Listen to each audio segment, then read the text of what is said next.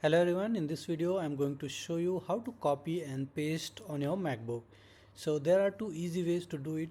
So on my screen you can see two folders, hello and hello 2. Okay, you can also see an image file.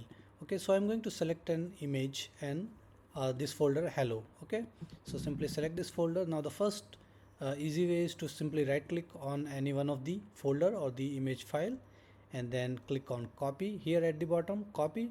Alright, suppose I want to paste this folder inside hello2 folder. Okay, so I will go here and right click and click on paste two items. Okay, now you can see these two items just pasted here. Okay, and the second one is to use the shortcut command from your keyboard.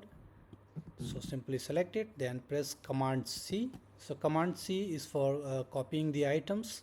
So again I'm going to hello2 folder here. Okay, and then in order to paste it you need to use the shortcut command V. Okay, so these items are already there. Simply I'm going to click on replace here.